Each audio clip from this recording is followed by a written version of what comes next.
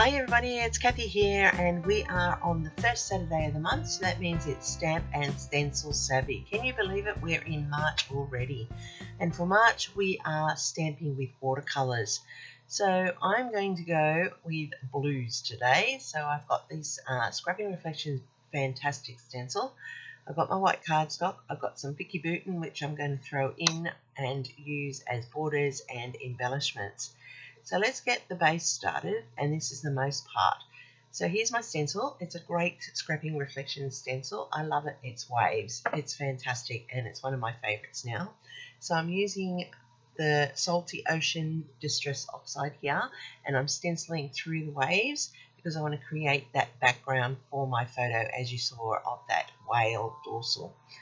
So I'm just going to stencil up, and you'll see that I use the photo as reference as to where to put all the stenciling, because I don't want to spend time stenciling where the photo is going to cover.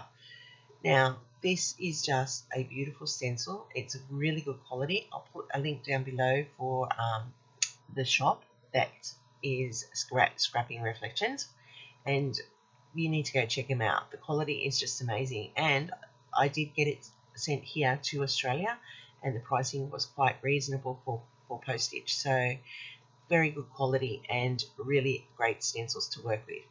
I just added some smooching there, as you saw, just to build in that background, and now I'm going to do my stamping. Now the technique this month for the stamping is to use watercolours as your stamp. So I've got my distress crayons from Tim Holtz, and I've got the blue there, the navy, and I've just added water. With my paintbrush I'm going to paint my stamp, and I'm going to put the bubbles, and you can see how effective that looks. It's very different. I would not have thought to use watercolours, so I actually had to go watch a video on how to do it, and I actually watched a few, and this is quite an effective way of stamping. It gives a different quality to the colour that you put onto your layout. So I like how it's got that transparency that works beautifully with the bubbles, and I'm using that up and around the layout for that water effect. So the thicker your pigmentation is for your watercolour, the more startling your stamp is going to be.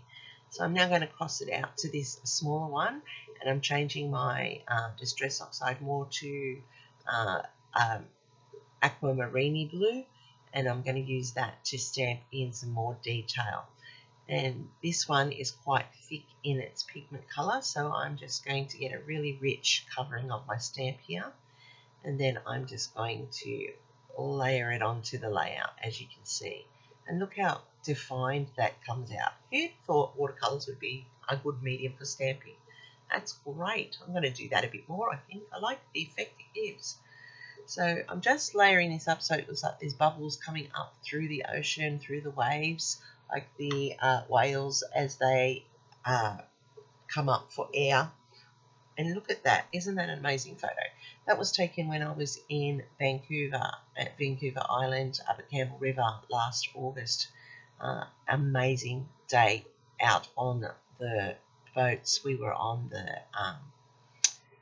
out there just watching those magnificent beasts, and we were very, very fortunate that day. These particular humpbacks were very playful and were slapping the water with their dorsals. It was quite thrilling to watch. So I'm just now matting my photo with the paper that I used for my frame on this layout. I obviously let my watercolour dry so that it doesn't go everywhere, and that's important too because you don't want any smudges. So now I'm going to build up my layout around this photo, and I've got a lot of Vicky Bouton papery that I'm putting in behind. I've got some notebooks, the camera here. I've got a file tab at the top, which I'm just going to slide across, and then I have fussy cut those flowers from that paper, and I don't actually end up putting the flowers like that. I should have remembered where I put it. That looks so much better. Oh well, it's done now, but I do like how it's turned out. It's interesting how when you go off screen to fasten it down, how things change. And I think it's because I changed it because of the captioning or whatever, but it does look good either way. So the colours, as I said, match the photo. I've gone with the blues, and I've got that little touch of yellow just to add the point of interest.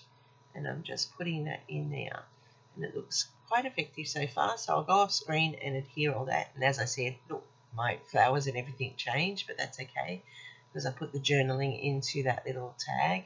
I'm just going to highlight here where I've put in some die cut leaves to build up the foliage, and I'm using the white as my highlight point here.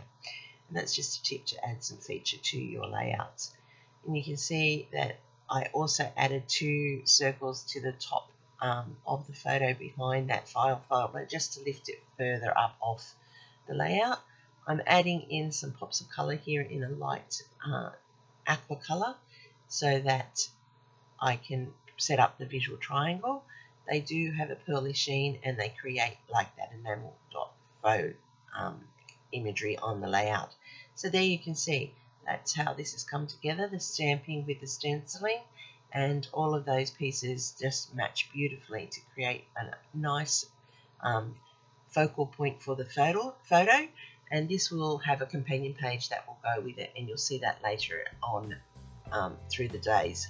So thanks very much for watching. I hope that something here captivates you, inspires you to pull out your stamps and your stencils and have a go. Don't forget there's a full playlist down below of all the people who are playing along.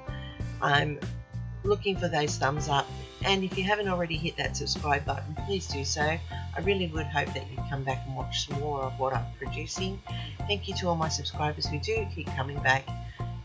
Here's my next video for you. Happy scrapping until next time, and I'll see you in the next video.